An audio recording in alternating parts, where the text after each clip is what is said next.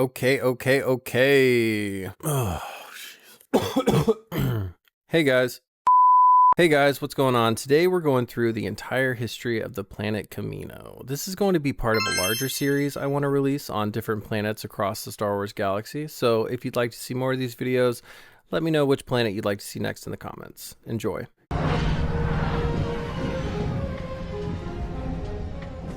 Kamino is a remote ocean planet located in the Abrion sector of the Outer Rim territories. Despite its obscurity in the galactic star charts, Kamino became one of the most critical worlds in the galaxy due to its role in producing the clone army for the Galactic Republic. Kamino was once home to a more temperate climate and diverse ecosystems, featuring significant landmasses.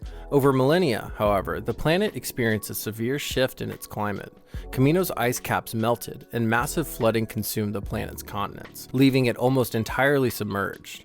What few islands remained above the water were largely unsuitable for life. The environmental catastrophe forced the Kaminoans to adapt in two key ways: technologically and economically. To survive technologically, the Kaminoans built their cities on stilts, high above the ocean's surface. These cities, such as Tipoca City, floated above the tumultuous seas, connected by landing platforms, walkways, and external bridges. These cities also housed Kamino's advanced cloning facilities, medical research labs, and administrative centers.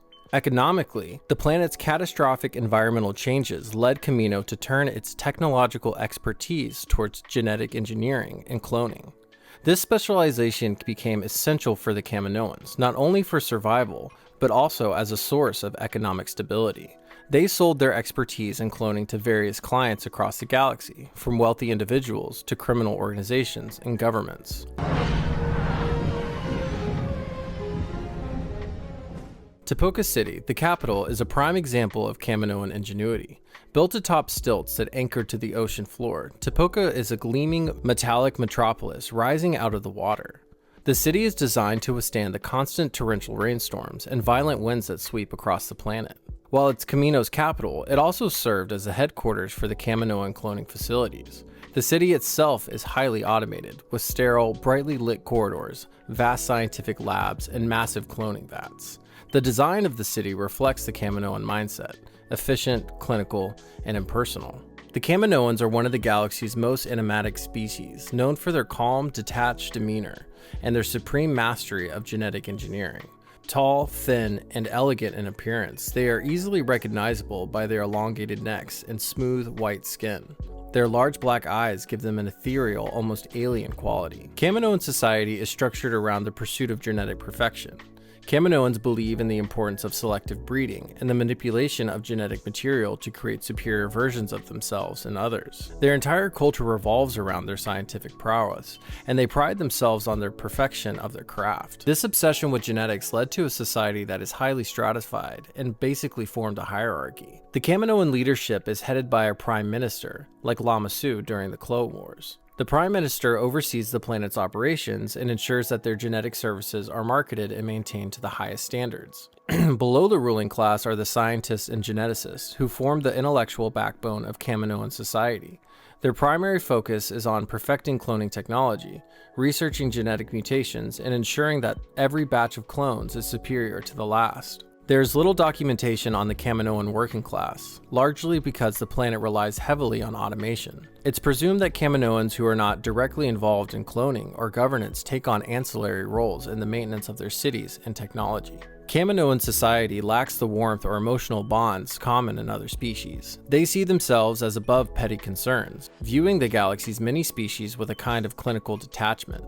This attitude is exemplified in their treatment of the clone troopers, whom they regarded as products, created to serve a purpose and discarded when they are no longer useful. The Kaminoans' cold detachment extends to their ethical views on cloning. To them, clones are nothing more than biological machines, created for the specific purpose of war or labor. This pragmatic view of life causes friction between the Kaminoans and others who might see clones as sentient beings with individual rights.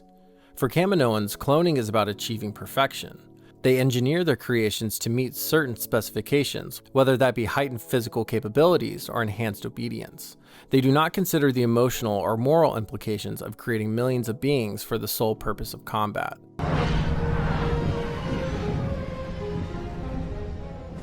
The story of Kamino's involvement in galactic affairs begins almost a decade before the Clone Wars. Around 32 BBY, Jedi Master Sifo-Dyas, sensing an imminent galactic conflict, foresaw the need for a large military force to defend the Republic. Acting outside the Jedi Council's authority, Sifo-Dyas secretly commissioned the creation of the clone army from the Kaminoans. Unbeknownst to Sifo-Dyas, however, his actions were manipulated by Darth Sidious and Count Dooku, who saw the clone army as the perfect tool for their plan to destroy the Republic and establish the Galactic Empire. To provide a genetic template for the clones, Jango Fett, a renowned Mandalorian bounty hunter, was recruited by Dooku and the Kaminoans. Fett's genetic material was used to create their clones, with slight modifications to increase their loyalty, obedience, and aging process. For nearly a decade, the existence of Kamino's clone army remained a secret. It was only when Obi-Wan Kenobi stumbled upon Kamino during his investigation that the true scope of the project was revealed. Kamino became the centerpiece of the Republic's war effort during the Clone Wars. The Kaminoans, working under the Prime Minister Lama Su, continued to churn out millions of clones to fuel the Clone Wars. The entire process was a highly technical and automated affair. Large cloning vats lined the labs of Tipoca City, where clones were grown, trained, and programmed. The clones produced on Kamino were altered to obey commands, have accelerated aging, and exhibit high physical and mental capabilities. The Kaminoans also introduced behavioral modifications to ensure loyalty and discipline, making them ideal soldiers for the Republic. However, certain clones, like ARC troopers, advanced recon commandos, and clone commanders, were given enhanced training and slightly more independence, allowing them to act as elite soldiers and officers during the war. The Kaminoans saw these variations as experiments, always looking to improve their creations. As the Clone Wars raged across the galaxy, Kamino inevitably became a target for the Separatists. The Separatists, led by General Grievous and Asajj Ventress, knew that the Republic's ability to wage war depended on Kamino's production of cloned soldiers, and that destroying these facilities would cripple the Republic's war effort. In 21 BBY, the Separatists launched a massive assault on Tipoca City. The attack was one of the most critical engagements in the early part of the Clone Wars. The battle saw heavy fighting, with Republic forces led by Anakin Skywalker, Obi-Wan Kenobi, and Clone Commander Cody and Captain Rex defending the city alongside the clones. Elite ARC troopers played a crucial role in protecting the facility, particularly ARC Trooper 5s and Echo, who distinguished themselves in battle. Despite the ferocity of the Separatist assault, the Republic emerged victorious. The Separatists were driven off, and Kamino's cloning facilities remained intact.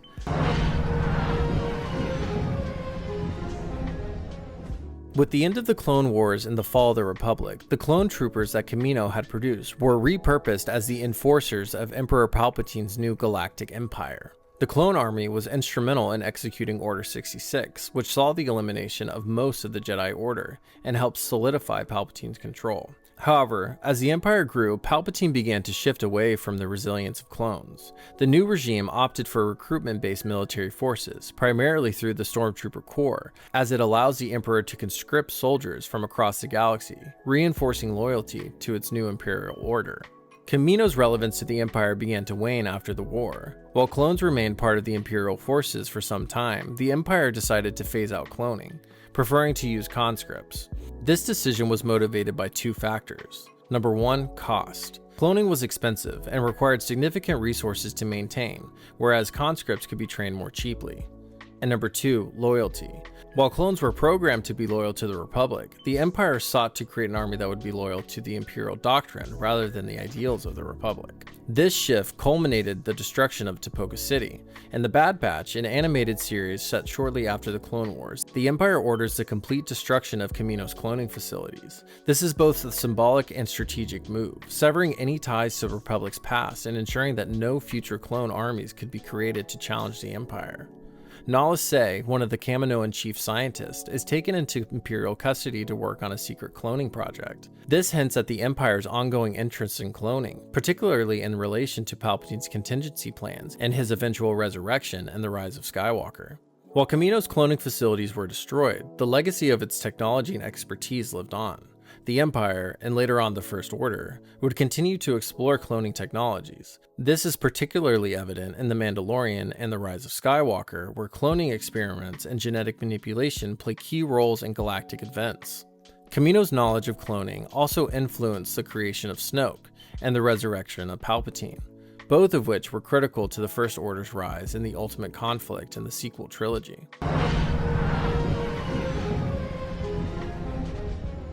One of the most enduring legacies of Kamino's cloning program is the ethical and philosophical questions it raises. The question of an army of soldiers bred for combat brings up several dilemmas. While the clones were bred for obedience, many developed their own personalities and sense of individuality. This raises the question about the nature of free will and whether the clones could truly be considered sentient beings with rights. The Republic's decision to rely on a clone army highlights the moral complexities of using manufactured species for war. The clones were created to die in battle, raising ethical questions about the value of their lives and their right for self-determination. The Kaminoans' obsession with genetic perfection is another theme that resonates throughout Star Wars. The pursuit of perfection often comes at a cost, and in the case of Kamino, it resulted in the creation of beings who were seen as little more than tools. These questions remained relevant throughout the Star Wars universe, particularly as the future generations grapple with the legacy of cloning and genetic manipulation. Kamino may have been a water-covered, storm-racked planet on the fringes of the galaxy, but its influence shaped the destiny of the Republic, the Empire, and the entire galaxy. Kamino's story is one of power, creation, and control. A world that sought to master itself, but whose creations ultimately became the tools for larger forces in the galaxy.